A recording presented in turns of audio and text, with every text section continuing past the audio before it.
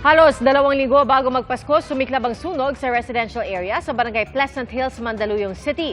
Mahina ang tubig sa hydrant malapit sa nasusunog na lugar kaya tumulong na ang mga residente para maapula ang sunog.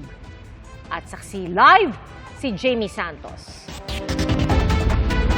Jamie?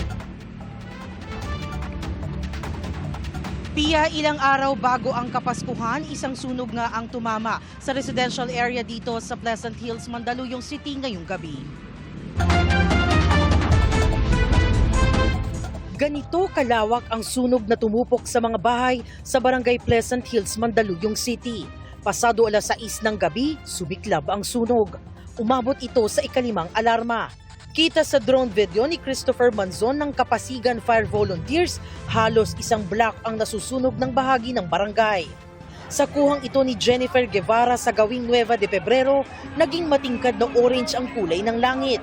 Mabilis na kumalat sa magkakadikit na bahay ang apoy. Agad itinaas ng BFP ang alarma.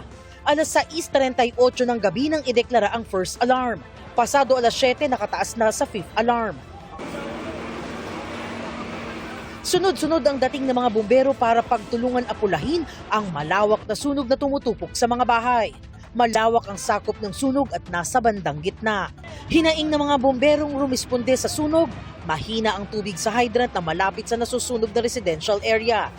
Kaya naman ilang residente ang nagtulong-tulong na sumalok ng tubig para malagyan ng tubig ang fire truck. Tulong-tulong po. Isang residente rin sa kalapit na townhouse ang pinahintulutan ng mga bombero na kumuha ng tubig sa kanyang water tank dahil sa hina ng tubig sa hydrant. 3 fire trucks taking water from my the tank there at the top. Kasi Is bakit po sir kumukuha ng tubig sa tangke ninyo yung ating mga BFP personnel? Wala daw tubig sa hydrant.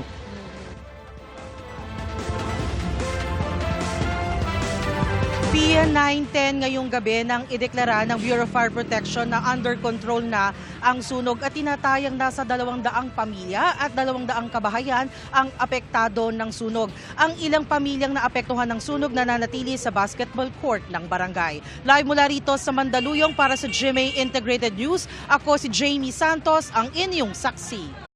Mga kapuso, maging una sa saksi. Mag-subscribe sa GMA Integrated News sa YouTube para sa iba't ibang balita.